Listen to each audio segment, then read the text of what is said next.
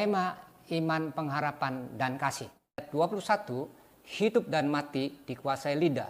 Siapa suka menggemakannya akan memakan buahnya.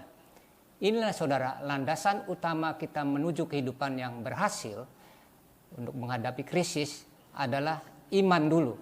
Karena dari iman ini ada kuasa perkataan ya. Apa yang diucapkan melalui mulut kita akan terjadi. Iman di dalam definisi bahasa Indonesianya tujuan masa depan berkarya unggul atau excellent.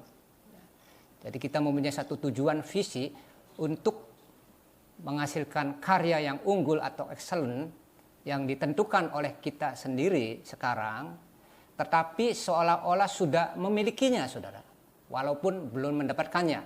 Itu adalah iman. Ya. Jadi Alkitab berkata, lakukanlah perkara-perkara besar untuk Tuhan dan kerjakanlah perkara-perkara besar untuk Tuhan.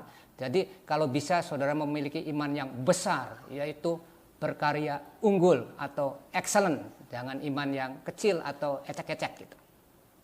Mengapa harus berkarya unggul atau excellent? Ya, karena begini, kalau kita sudah unggul, ya, sudah memiliki reputasi nama baik, maka berkat itu saudara, wealthy, kesejahteraan, sandang, pangan, papan akan mengintil sendiri. Dan berkat juga dihormati, respected sama orang lain akan mengintil sendiri, saudara. Tidak usah dicari. Jadi jangan kebalik, jangan kita cari kesuksesan dulu, kesejahteraan dulu, baru unggul, lama berhasilnya. Tetapi carilah dulu, keunggulan dulu, excellent dulu. Ya, saya akan lihat gambarnya, orang yang berorientasi pada berkualitas dulu di dalam kehidupannya, di dalam pekerjaannya, dia harus mengutamakan kualitas. Ya. Ya. Jangan kepalsuan, jangan kesalahan, harus berkualitas. Lama-kelamaan orang itu akan memiliki kompetensi, orang yang ahli dalam bidangnya. Disertai dia akan memiliki karakter. Ya. Karena orang yang memiliki kompetensi itu, dia tidak akan langgeng kalau disertai dengan karakter yang baik. Ya. Setelah itu, Bapak Yusuf akan memiliki reputasi, nama baik. Ya. Bapak pernah dengar beberapa manajer-manajer di hire dari bank satu ke bank lain. Karena apa, saudara? Karena reputasi, nama baik. Lalu dia diangkat menjadi the great leader. Ya.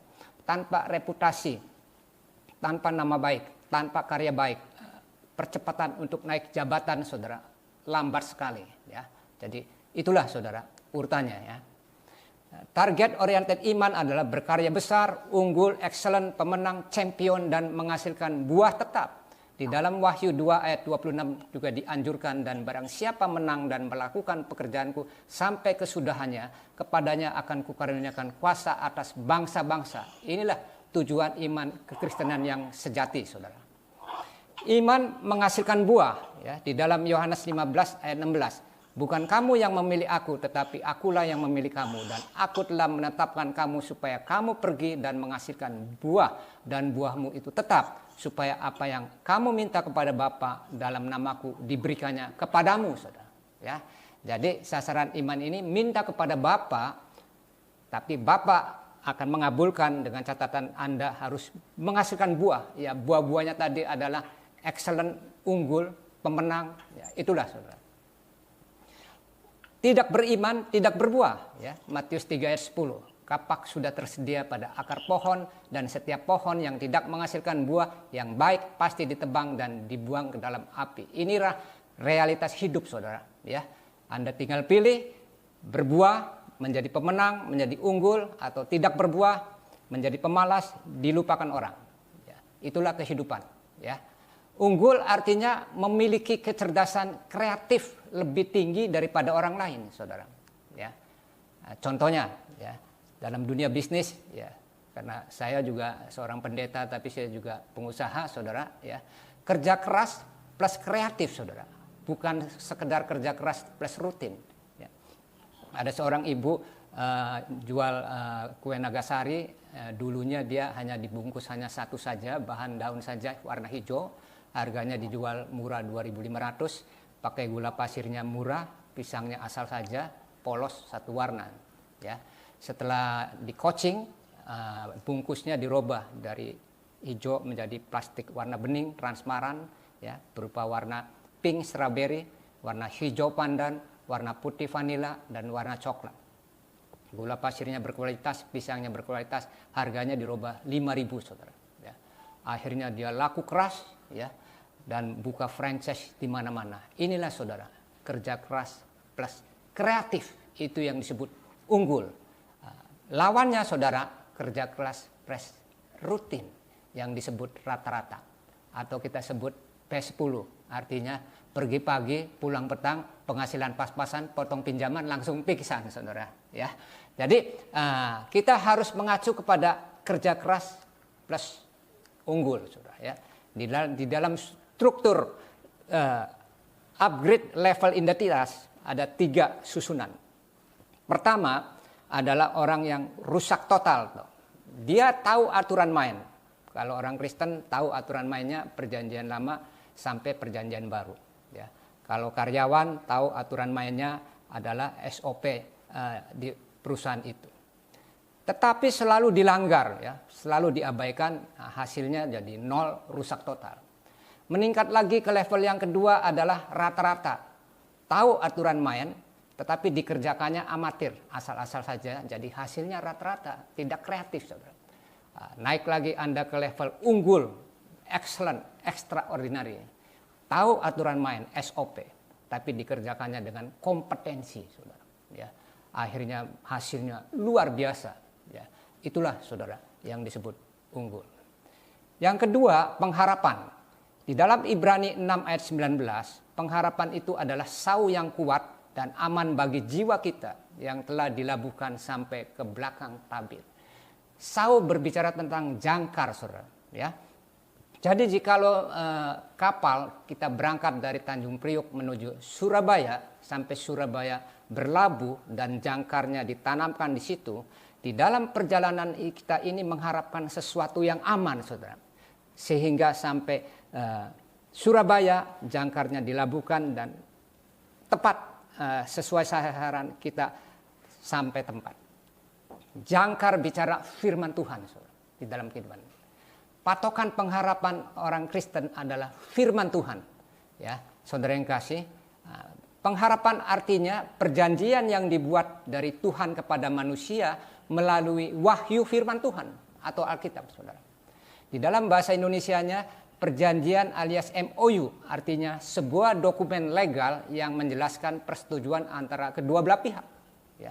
Tuhan sudah memberikan perjanjian antara Tuhan dengan manusia melalui peraturan yang ditetapkan oleh Alkitab saudara. Firman Tuhan. Ya. Jadi firman Tuhan harus ditinggikan saudara. Ya. Jadi ukurannya begini. Yang atas firman Tuhan, baru ke bawah peraturan manusia, baru ketiga filsafat, baru keempat budaya saudara. Jangan kebalik saudara.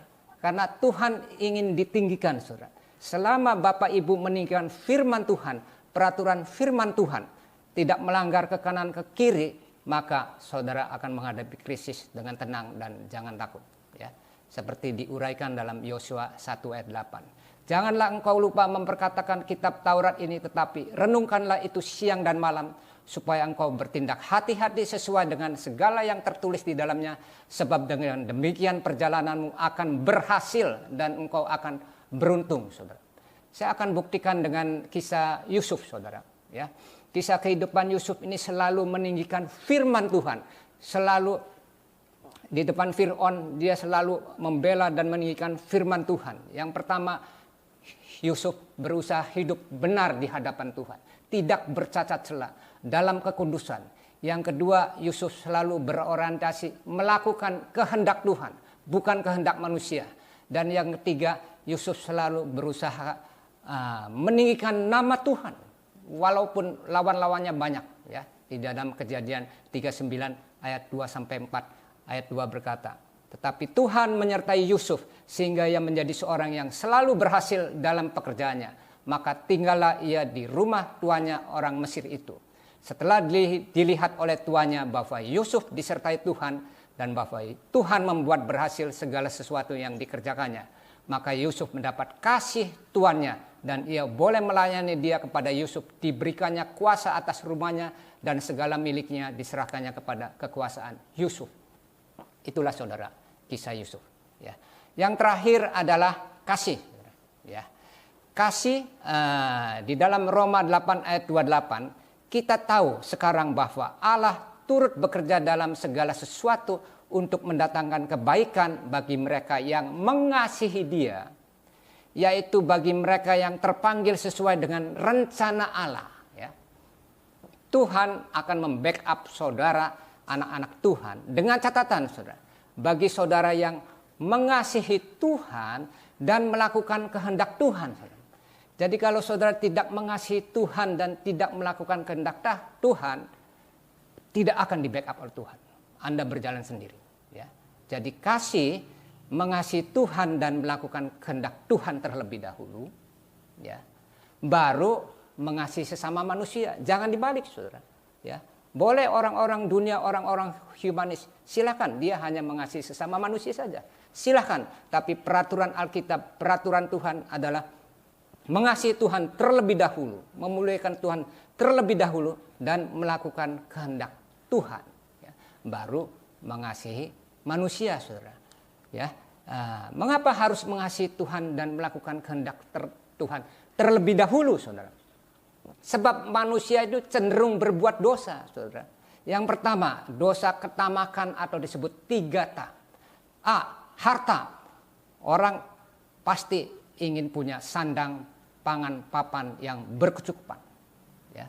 Tapi karena ketamakan, dia tidak puas. Punya rumah 1 ingin 2, punya rumah 2 ingin 3, punya mobil 1 ingin 2, punya mobil 2 ingin 4. Ya.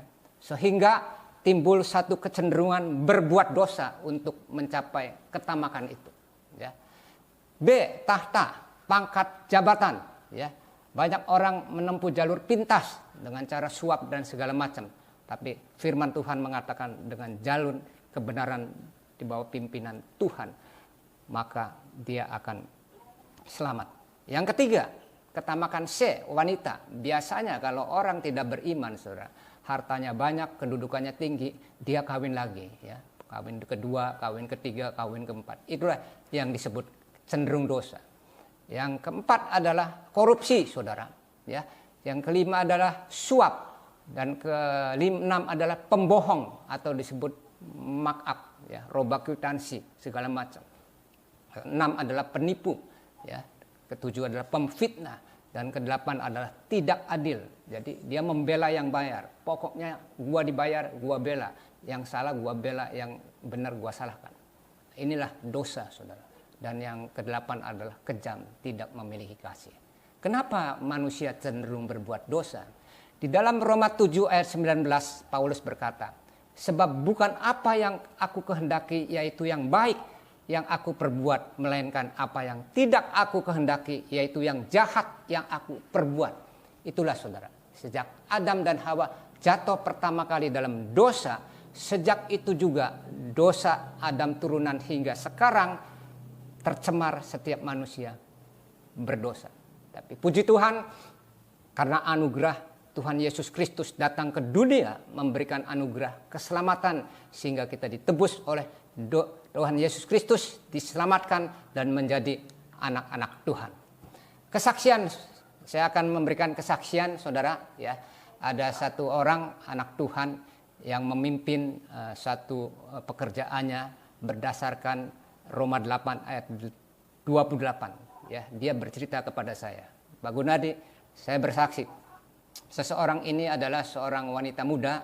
Dia dulunya bekerja sebagai manajer koran Kompas, ya, karena kecakapan dia di-hire oleh salah satu koran di Jakarta, ya, di-hire. Lu mau pindah nggak ke koran kita? Gua kasih gaji 3 kali lipat lebih besar daripada itu. Ya. Akhirnya dia di-hire oleh salah satu koran, ya. Terus terang aja, namanya koran Sindo, pemiliknya Bapak Haritanu Sudibyo. Ya. Akhirnya dia benahi, ya. Di dalam dia benahi itu dia selalu seperti Yusuf, saudara. Ya, dia terapkan seperti Yusuf. Yang pertama adalah berusaha hidup benar di hadapan Tuhan. Ya.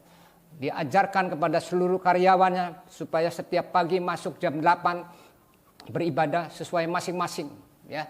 Dan setiap Jumat silakan ada berbeda persekutuan kuat, tapi diterapkan hukum-hukum kebenaran. ya, hukum-hukum kebenaran sesuai ajaran firman Tuhan. Lalu dia juga menerapkan hukum-hukum melakukan kehendak Tuhan, ya, keadilan, kebenaran ditegakkan, ya, dan selalu meninggikan kasih juga kepada sesama manusia. Akhirnya dari koran itu yang biasanya rugi setiap tahun, saudara, tahun kedua mengalami break even dan banyak iklan-iklan yang masuk sehingga mengalami satu keuntungan yang besar, ya. Akhirnya dia meloncat dalam waktu singkat dari general manager menjadi CEO, saudara. Itu dengan cara apa, saudara? Dengan cara menerapkan firman Tuhan, meninggikan firman Tuhan, ya. Jadi kami menghimbau saudara yang kasih dalam Kristus, bagi Tuhan tidak ada yang mustahil, ya.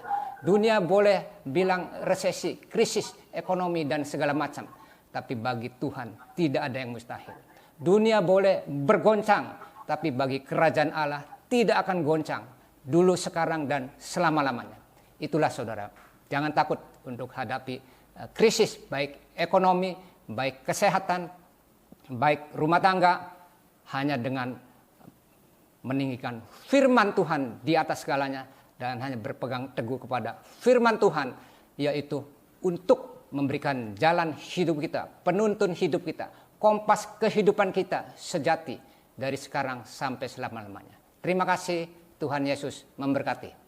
Sembah di dalam nama Yesus Kristus, kami berdoa Tuhan khususnya kepada para pejabat Dirjen Bimas Kristen, mulai dari tingkat Ketua Dirjen Bimas Kristen beserta wakil beserta stafnya dari atas hingga bawah.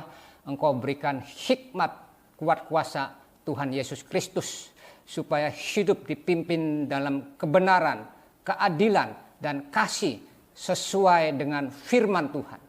Dan berikanlah kepada hamba-hambamu ini setia mengabdi pelayanan yang menuruti peraturan firman Tuhan, yaitu Engkau sendiri yang bersuara Tuhan, yang akan membawa kepada satu dunia ini menuju masyarakat adil dan makmur dan hidup bahagia.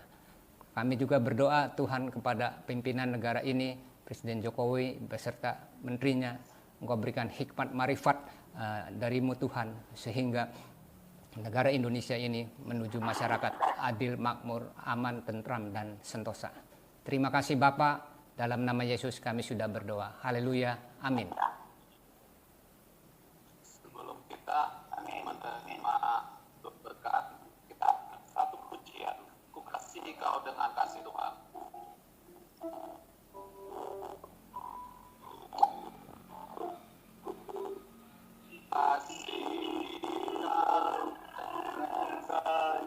Dengan berkat Allah Bapa, kasih karunia dari Tuhan Yesus Kristus, persekutuan dengan Rohul Kudus menyertai saudara mulai saat ini, sekarang, dan sampai selama-lama. Semua katakan